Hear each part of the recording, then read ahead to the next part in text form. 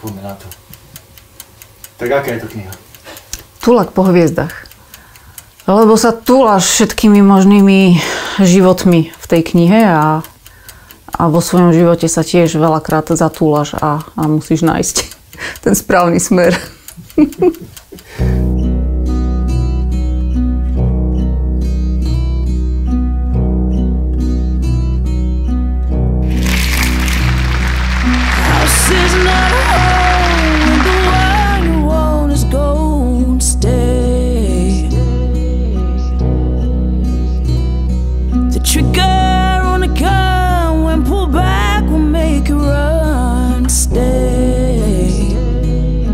Držím sa takej zásady, keď sa raz rozhodneš pre niečo, tak už nepochybuj.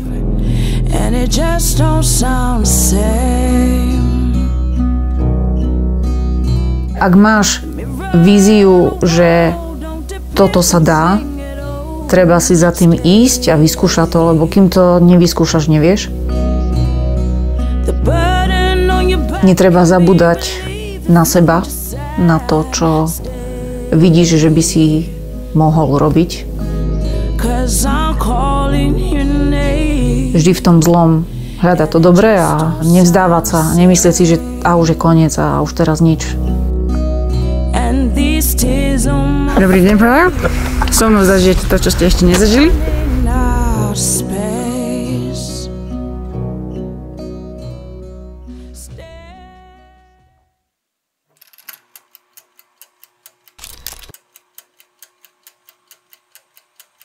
Moji rodičia zo začiatku nevedeli, jasne, že som to tajila. Aj prvé lezenie na Tomášaku Dreveníku som tajila, že idem sa prejsť do Tatier, lebo v tom čase som ako 14-ročná chodievala do Tatier sa prejsť a som sa snažila klamať, hej, ale tak to mi veľmi nevyšlo. Nejak sa dozvedeli, že leziem a vtedy nastali tie také prvé hádky, že ja s tým neprestanem. A tak mi dali podmienku, že nesmiem ísť v Tatrách a dovolili mi to.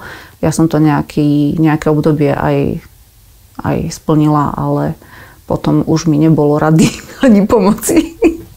Nie, ja som bola dobré dievča. Určite ako úplný neandertálec, ale...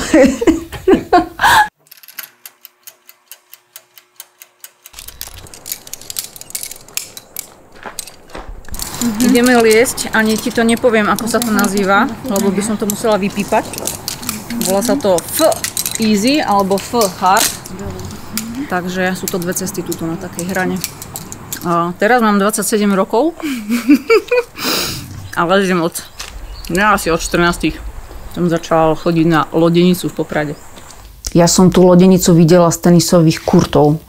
A odtiaľ som dovidela na tú lodenicu, že stále tam niekto lezie. Takže ja som tak po tréningu tam na bicykli prešla a som sa tak začala tam liepať, keď tam samozrejme nikto nebol, lebo by som sa od hanby prepadla.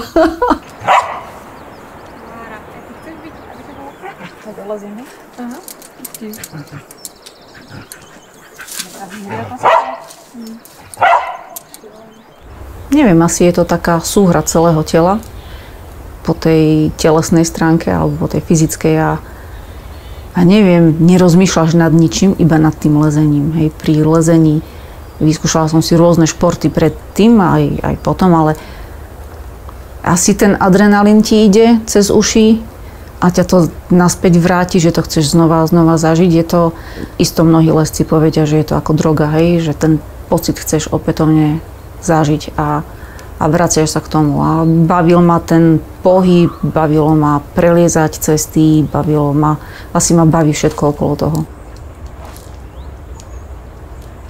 Úplne horúca skala je.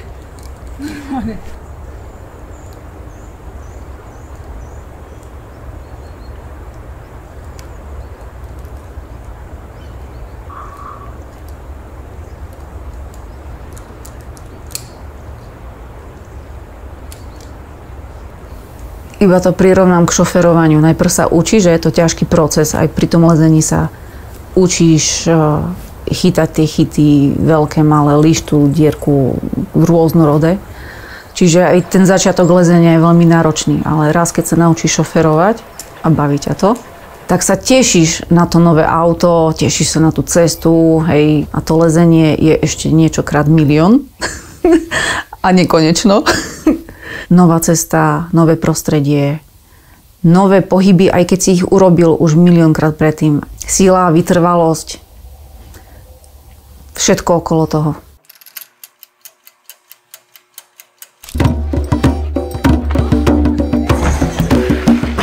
Ja som z tých ľudí, čo mňa ten neúspech brutálne motivuje. Takže síce sa vtedy veľmi hnevam na seba. Všetci si myslia, že na nich, ale to ja sa hnevam na seba. A ma to láka trénovať a pracovať na sebe.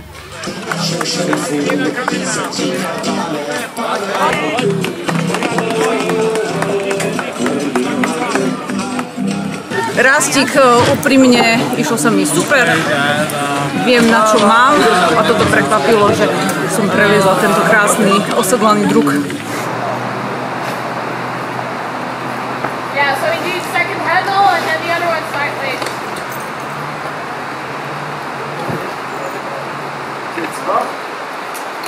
Come on, Thomas.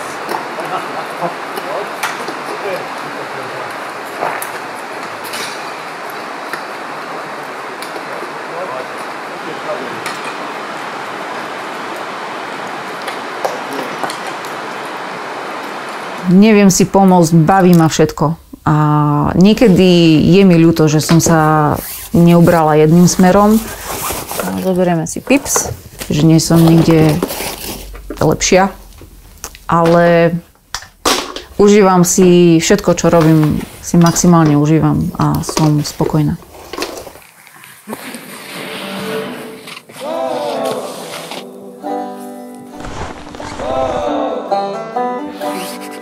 Shuffle my feet on the carpet.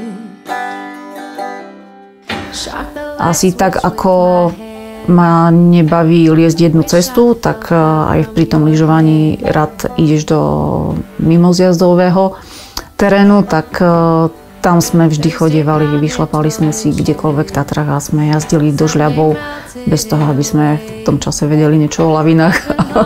A ani neviem, že sa nám nič nestalo, sa až teraz čudujem.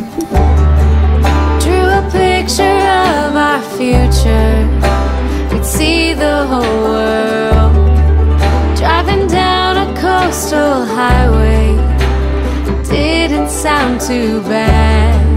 Only lasted 2 years and a couple months that changed my young life forever.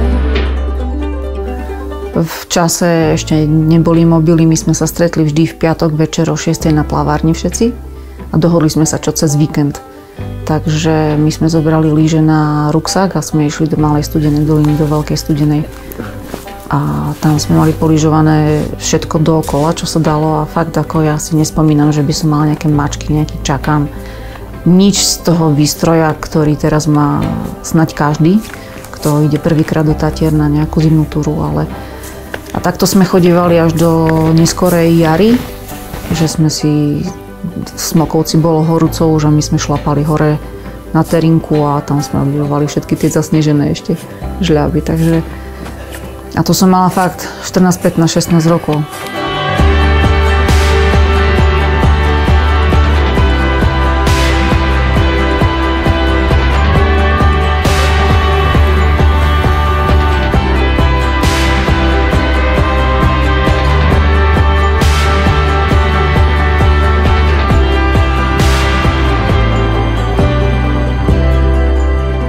Asi ako lezenie, tak lyžovanie je šport, ktorý sa neopakuje.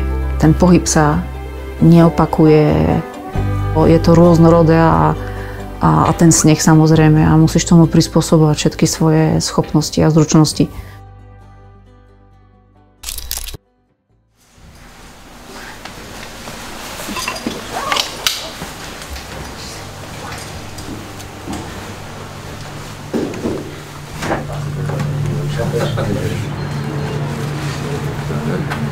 Od tohto leta som plnohodnotnou horskou vodkyňou. Nie, cítim sa úžasne.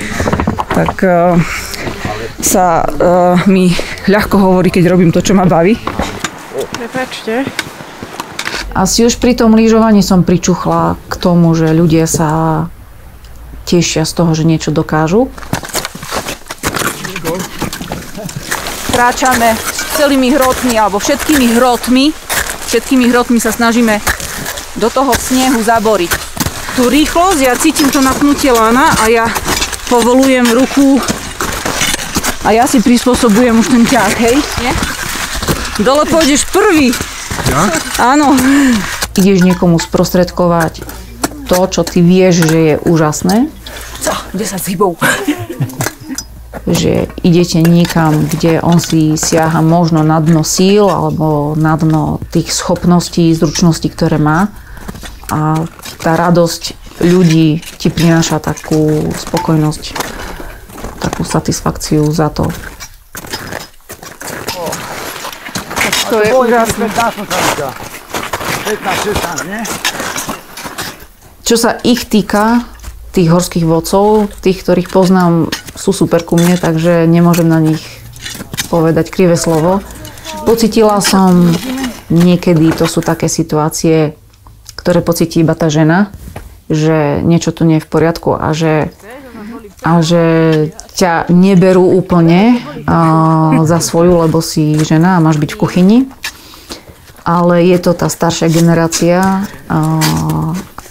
Bolo pár situácií, ale som si povedala, že sa nedám. Nemôžem to súdiť, pretože každý sme vyrastali v nejakom období a ja tiež súdim ľudí, ktorí sú mladší odo mňa iba na základe toho, čo som ja prežila. Ale to asi patrí k tomu, no. Musím byť pripravená na všetko, že zažijem, takže je to v poriadku.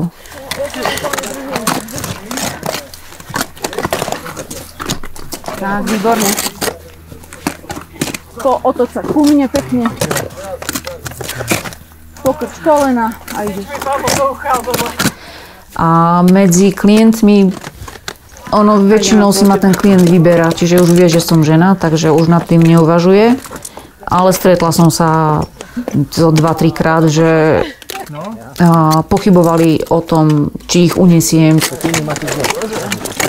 Ako musí hľadať ten horský vodca tú motiváciu neustále, že aby ho to bavilo, aby proste tým ľuďom odovzdal ten maximum? Každý deň na tom istom kopci je iný, takže tá motivácia sa nachádza v každom dni, aké je počasie, akí sú tí ľudia, ako sa aj ty cítiš, pretože nevždy si v super nálade, takže každý deň je iný a každý deň je čarovný, takže ja v tom nevidím niečo také, čo sa možno ľudia čudujú, že ako to, že chodíš každý raz tam a tam. Ľudia chodia každý raz do tej istej kancelárie, robia tú istú prácu, takže hľadajú tam tú istú motiváciu ako ja tu. Mám výhodu, že som vonku a niekedy sa mám fajn, keď je také počasie a niekedy zase trpím, keď je horšie. Ale postav sa na nohy, hej? Tak, zapieraj nohy.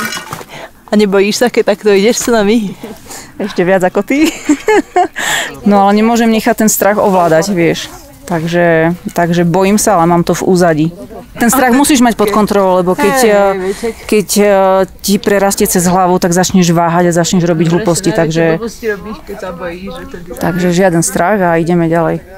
Ty už keď vidíš pri prvých minútach, že ten človek nejde veľmi dobre, ty to vidíš na čase, hej, ty si stále pozeráš hodinky a vieš tie výškové metre, aj keď si v známom teréne, tak vieš za koľko, kde by si mal byť, keď si v neznámom, tak si sleduješ výškové metre, tú vzdialenosť, počuješ, ako ten človek dýchá, ako ide, aké prestávky potrebuje, ako vyzerá.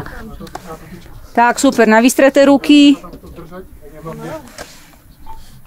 A po ľavej ruke budeš mať také kovové oko, vidíš ho? A karabínu dáš do toho oka. Výborne. Dobre, Maroš, poď ešte trošku ďalej, dobre, tam na ten sneh. Všetko ide ako vždy. Ako vodca musíš vedieť, vyhodnotiť tú situáciu a už musíš začať o tom rozprávať. Ak si presvedčený o tom, že ideš otáčať túru, musíš byť jednoznačný. Tam nie je otázka zaváhania teba ako vodcu, že mali by sme to otočiť. To nie je rozhodné. Hej, ty musíš povedať, otáčame. Hej, že je to iba zábrazie. Ak netreba, nemusíte sa... Ty musíš stáť za tým svojim rozhodnutím, mať všetky argumenty prečo. A prvý a jediný a podstatný je bezpečnosť túry a toho klienta. Dobre, poď trošku.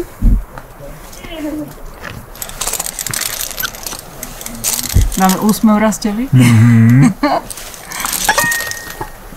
otáčajúca sa stupačka. Ono tomu človeku musíš už dopredu, aspoň ja to tak robím, že na jednej strane áno, plánujeme výstup, to a to treba a oboznámiš so všetkými detailami, ale ja hovorím aj to B, že ak sa ten výstup z fyzických predpokladov nepodarí, že čo potom bude, hej. Nie je to príjemné a veľa je na tebe, ako to podáš, ale stáva sa, že tí klienti to nechcú prijať a sú veľmi nepríjemní až do úplného ukončenia a naozaj sú to tak nepríjemné situácie, že až sa čuduje, že ľudia nemajú súdnosť. Počkaj. Ceka výhľady. Nevieš, koho si ideš priviazať na to lano vo väčšine prípadov, kým nemáš toho klienta už známeho. Ja sa mnohokrát ani nepýtam, čo ten človek robí, ako je zamestnaný, kým ti to sám nepodhadzuje.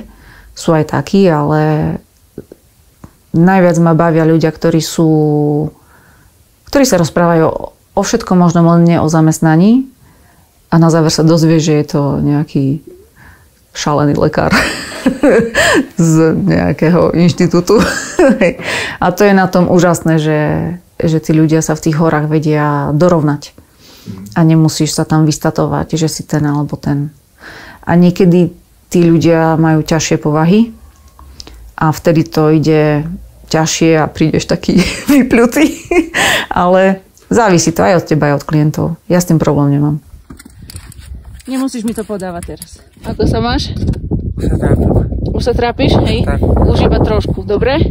O chvíľu sme hore. Musíš si toho človeka nejakým spôsobom upratať tak, aby ste ten deň prežili v súlade, aby ste nemali nejaké tenzné momenty, aby to bolo hneď na začiatku tak dané, že tu som šéfom ja dnes.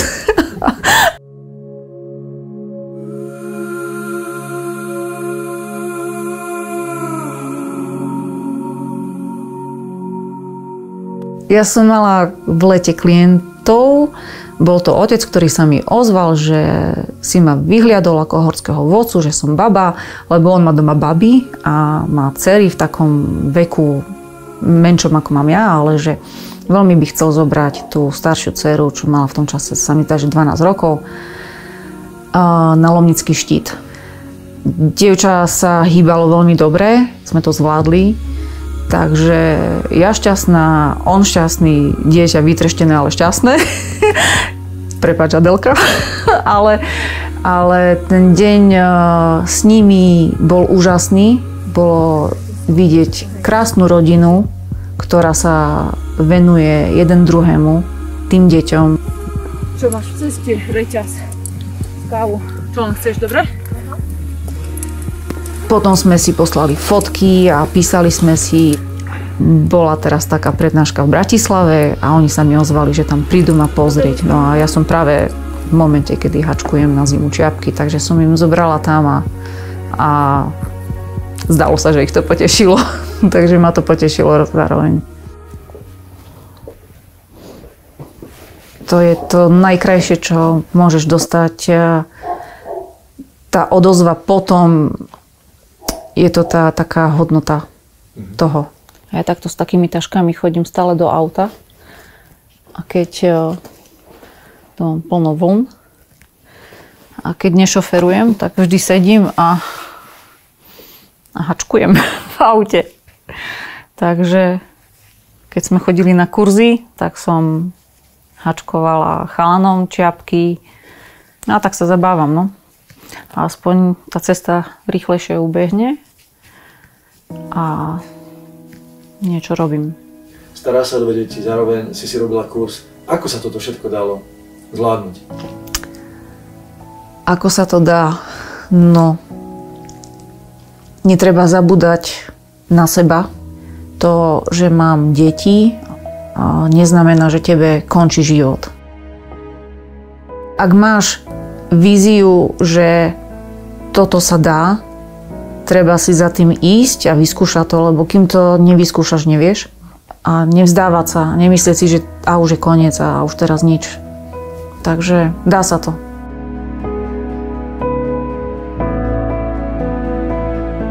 mám 2 dcery, tak snažím sa im dať to, čo viem ja. Hej. Od športov, od ľudskosti, ako byť dobrým človekom, ako sa deliť, ako myslieť na ostatných, dať im možnosti vzdelania, dať im športy, nech majú. Možno to vyznie tak ako pravý rodič, to, čo som ja nemala, tak to im dávam. A asi je to úplne normálne, že každý dáva to, čo môže.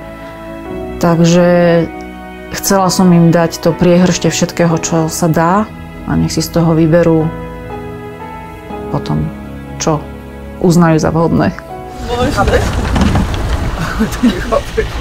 Zajtra vodím. Zajtra idem na Gerlachovský štít a takisto aj v sobotu a možno aj v nedeľu. Teší sa? Ja sa veľmi teším vždy. Ako horský vodca máš nejaký príjem, ale musíš sa obracať riadne, aby si niečo zarobil. Áno, zdá sa to ľuďom, lebo je krásny slnečný deň a všetci sme sa smiali a bolo to super, ale nikto netuší, čo ide hlavou tomu vodcovi, na čo všetko on musí pozerať, na čo všetko dohliadať, čo všetko mať pod kontrolou. Sú to doslova vydreté peniaze. Rozhodla som sa preto, že to budem robiť. Je to brutálna makačka a už nenechám sa, že niekto mi povie, že horskí vodcovia. Je to uražlivé, lebo mnohí zarábajú viac za rôzne iné, nie životu ohrozujúce zamestnania.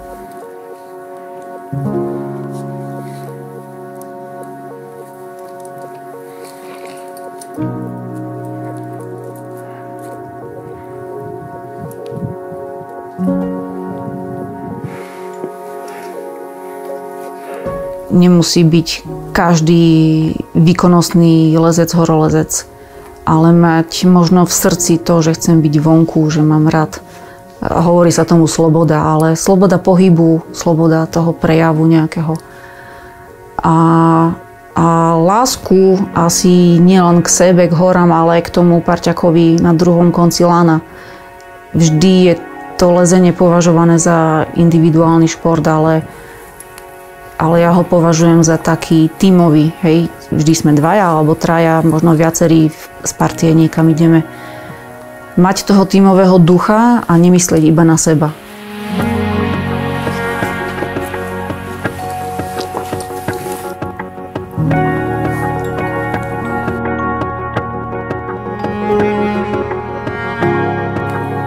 Držím sa takej zásady, keď sa raz rozhodneš pre niečo, tak už nepochybuj.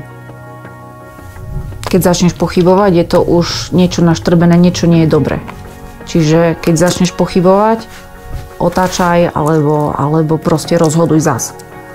Ale keď sa rozhodneš, tak už nerieš ďalej, a čo by bolo, keby bolo. Takže, a to ťa možno drží, ja neviem, rozhodla som sa sezónu stráviť v Amerike, tak ju tam strávim, nebudem teraz vymýšľať, že mi je tam zima, alebo že tam nie sú dobré ľudské vzťahy, alebo neviem čo, proste to sú také iba mizerné príklady, ale v tom živote to tak funguje. Si sa rozhodol, tak neváhaj. Rozhodla som sa behať stovkový beh, no tak neváhaj nad tým, že teraz ma bolia nohy. Nezačni nad tým rozmýšľať, lebo každé to zaváhanie prináša neúspech.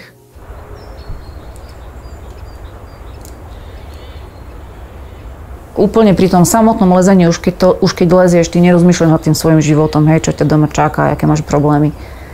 Ale to nastavenie, ktoré tam máš v hĺbke niekde, tak ti ovplyvní tvoj výkon.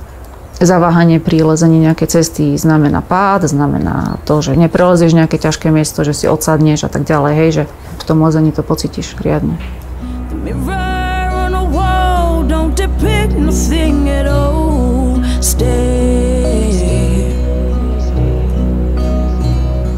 Mať hlavu na krku,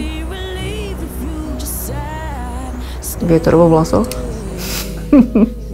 nohy na zemi, mať radosť a zároveň pokoru v sebe voči ostatným a voči všetkému, kde sa hýbu. No, nepreceňovať sa. Makať na sebe.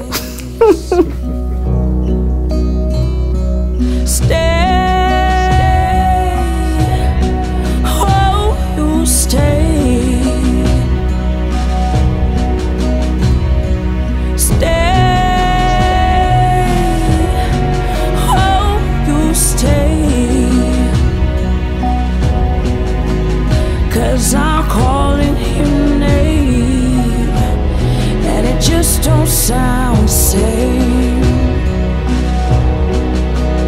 And these tears on my face are running out of space.